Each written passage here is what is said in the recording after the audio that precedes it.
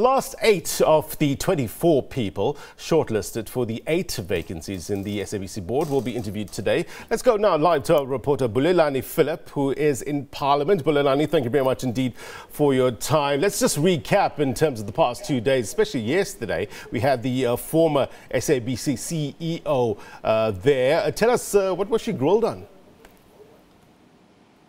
Well, good morning to you, Blaine, and to the viewers. Yes, she was one of 8 people that was interviewed yesterday. But in the main, out of her, interview was that she was actually grilled around issues of corporate governance, as well as issues of how to bring about the SABC to this digital migration program, as well as the issues of how and what steps can she take in terms of trying to ensure that, they are able to fund this unfunded public service mandate by the SABC, which costs around 6 billion rand a year.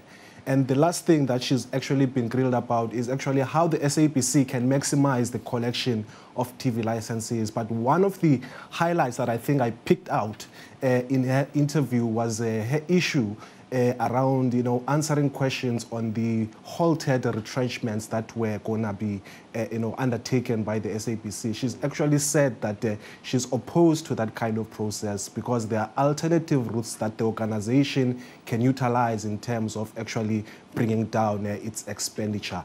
And one of those routes that she's outlined is the issue of, maximizing, natural attrition. People who leave should not be replaced, as well as the issue of creating new content that can actually generate advertising, which will then lead to more revenue for the SABC. Okay, from your reporting, a former board member was quizzed about the appointment of the SABC's former COO. That sounds interesting. Tell us about that.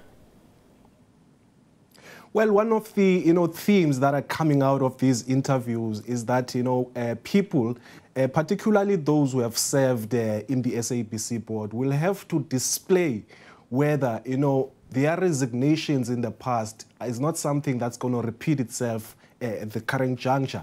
But at the same time, they need to display, whether are they men and women of steel that will not be able to run away when there is political pressure, both within the SABC board as well as from political parties. And now, given that this particular board member, Mr. Danana, had resigned at the height of, the beginning or the climax of corruption and irregular expenditure within the organization. The question then arises is that if he's brought on back to the board, is he going to do the same when he's faced with pressure? And of course, in his answers, he's actually said that, one of the reasons that made him to resign was that he had tried, together with other board members, to actually raise some of the malfeasance that was happening within the SABC, but because they were outvoted within the board, they thought that it's best that they resign at the time in order to save their integrity. So the question again arises is whether what steps are you able to take if the majority of the board is voting against you? And the questions really around this issue is that do these people actually take their concerns to other, investigative bodies, for example, like the Public Protector and other law enforcement agencies? Yeah. Another very important issue, Bulelani, is the issue of digital migration. That's a very important topic. It's topical currently. I mean, what came out? What stood out for you with regards to this?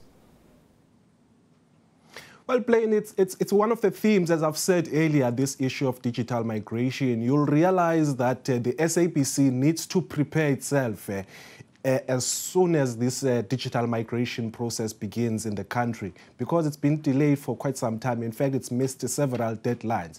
But the issue here, again, is that, the SABC needs to actually, use the opportunities that are actually presented by digital migration, because they will be able to actually create more channels that will be able to create more advertising and revenue. And therefore, the SABC needs to be in a space when digital migration kicks in to be able to utilize that particular platform to actually improve its operations and be able to deliver quality programs. But of course, it's also a platform where they can be able to actually compete competitively with other pay channels in the broadcasting sector. Bulelani, just very briefly, what are people saying? Is the process meeting expectations so far?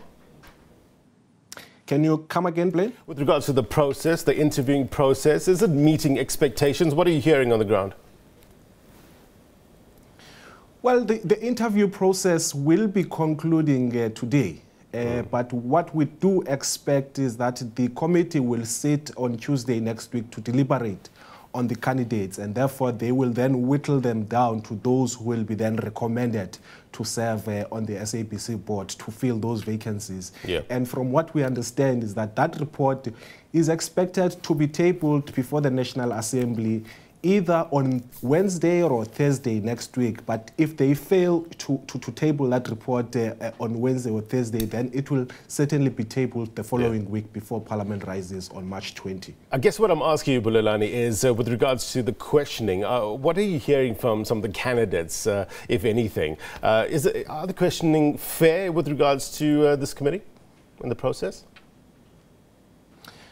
Well, the questions, as I've said, they are themed to actually, ask candidates around issues of corporate governance. As you've read in the past, and it's been widely reported that SABC has quite a high amount of irregular and fruitless and wasteful expenditure, and therefore that the incoming board or the successful candidates will actually have to bring in strategic plans that will be able to strengthen internal controls and financial controls of the SABC. And therefore the candidates actually have to display to the committee their experiences and how they have actually been efficiently introduced these kind of plans where they have actually been employed or where they have served in other boards. So those are the kind of issues that they need to display before the committee in order for them to be actually considered successfully. Bulelani, thank you very much indeed for your reporting, sir.